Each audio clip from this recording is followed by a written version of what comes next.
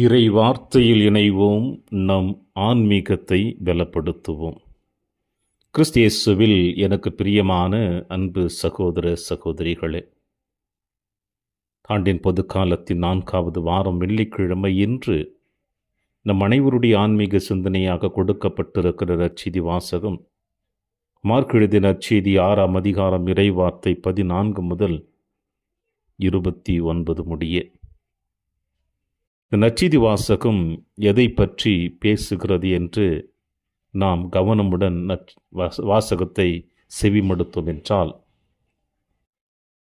அவர் வளர வேண்டும், நான் குறைய வேண்டும், ஆண்டவருடைய பாதையை செம்மைப்படுத்த வந்தவன் நான், அவருடைய மிதியடிவாரை அவிழ்க்கக்கூட எனக்கு தகுதியில்லை என்று சொன்ன திருமுழுக்கு யோவானுடைய மரணத்தை பற்றி சொல்லக்கூடிய வாசகம்தான் இன்றைய நற்செய்தி வாசகம்.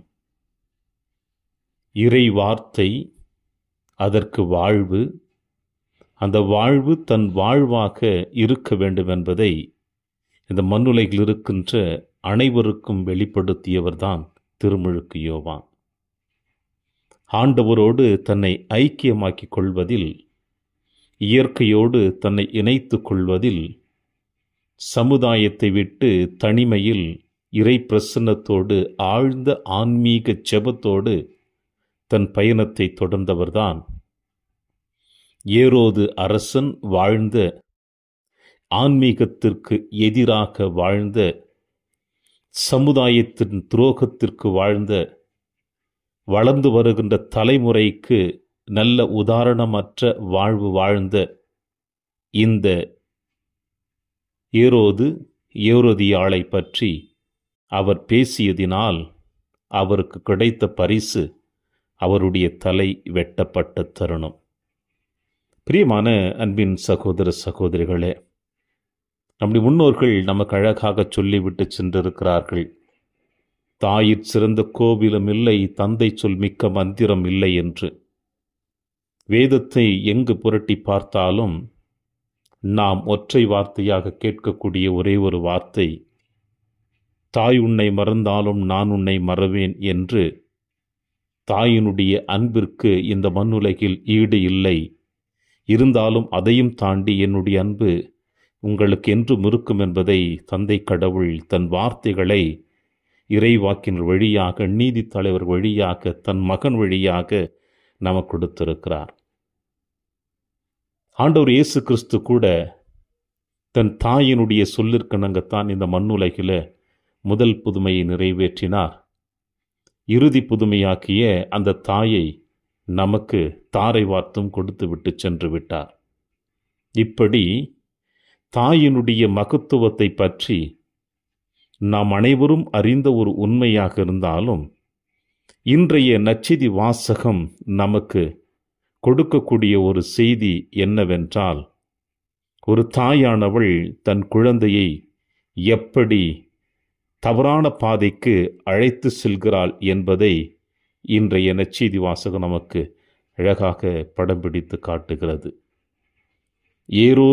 ஏரோதியாள், இவர்கள் இருவரும் வாழ்ந்து கொண்டிருக்கின்ற தவறான வாழ்க்கைக்கு முற்றுப்புள்ளி வைக்கவும், சமுதாயத்துக்கு எடுத்துக்காட்டான வாழ்வு வாழ வேண்டும் என்பதற்காக திருமுழுக்கு யோவான் தன் சொற்களால், தன் வார்த்தைகளினால் அவர்களுக்கு கொடுக்கக்கூடிய அந்த அறிவுரைகளை ஏற்றுக்கொள்ள முடியாமல், என்னதான் திருமுழுக்கு யோவான் மீது தனி அக்கறையும் அவர் மீது பயமும் கலந்த ஒரு மரியாதையும் ஏரோதுக்கு இருந்தாலும், ஏரோதியாளுக்கு பயந்து, சமுதாயத்திற்கு பயந்து அவன் சிறையில் அடைத்து வைத்து விட்டான்.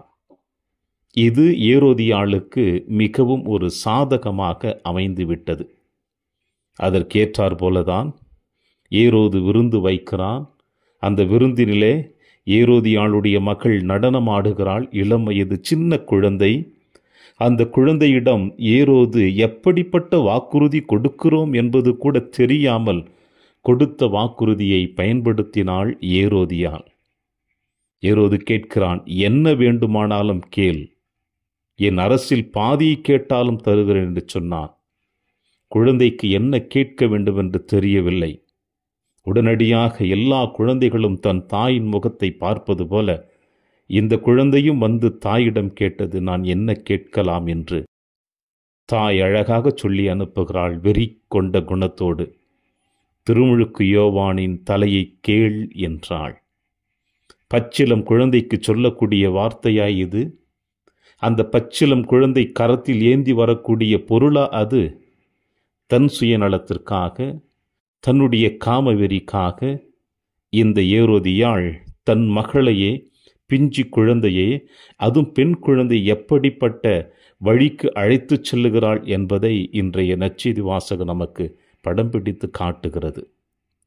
பிரியமான அன்பின் சகோதர சகோதரிகளே, வாக்குறுதி கொடுத்து விட்ட பிறகு அதை மாற்றிக்கொள்ள முடியாமல் தவித்த ஏரோது வேறு வழி இல்லாமல் திருமுழுக்கு யோவானுடைய தலையை அந்த இளம் குழந்தையினுடைய கரத்தில் கொடுத்ததை பார்க்கின்ற பொழுது இறை வார்த்தைக்கு எப்படிப்பட்ட வெகுமதி இந்த மண்ணுலகில் கிடைக்கிறது என்பதை நாம் காணக்கூடிய செய்திதான் இன்றைய நற்செய்தி வாசகம்.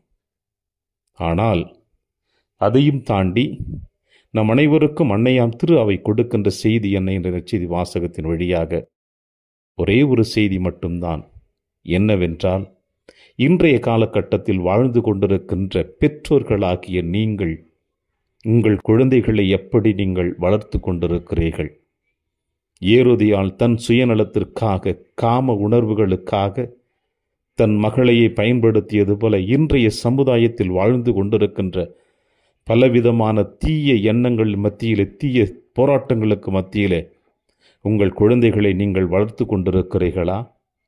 அறிந்தும் அறியாமலும் உங்கள் குழந்தை தவறான பாதையில் உங்களுடைய சொல்லினாலும் செயலினாலும் சென்று கொண்டிருந்தால் இன்றைய நாளிலே அதை முழுவதுமாக மாற்றி அமைத்துவிட்டு இறை வார்த்தைக்குரிய செயல்பாடுகளையும், இறைவனை சந்திக்கக்கூடிய நேரங்களையும், ஆலயத்திற்கு சென்று திருப்பலியில் கலந்து கொள்வதையும், குடும்பத்தில் குடும்ப ஜெபமாலை சொல்லி இறைவனோடு தன்னை இணைத்துக் கொள்வதிலும், குடும்பத்திலே கணவன் மனைவி பிள்ளைகள் எதிரிலே எந்த விதமான சண்டை சச்சரவுகள் இல்லாமலும் சொல்லுகின்ற ஒவ்வொரு வார்த்தையும் உறவுகளை வளர்க்கக்கூடிய வார்த்தைகளாக இருந்தால் மட்டும்தான் நம் குழந்தைகள் அவர்களுடைய ஆன்மாவை பாதுகாத்து கொள்வார்கள். வளர்ந்து வருகின்ற சமுதாயத்தையும் அவர்கள் சரியான பாதையில் அழைத்துச் செல்லுவார்கள். எனவே சமுதாயமும் நம்முடைய குழந்தைகளும் சீரழிந்து போகாமல் இருக்க நாம் சரியான பாதையை தேர்ந்தெடுப்போம். அது இயேசுவின் பாதையாக மட்டும் இருக்க வேண்டும் என்று தொடருவோம். இந்த நாளிலே இறையாசிர் என்றும் உங்களோடு.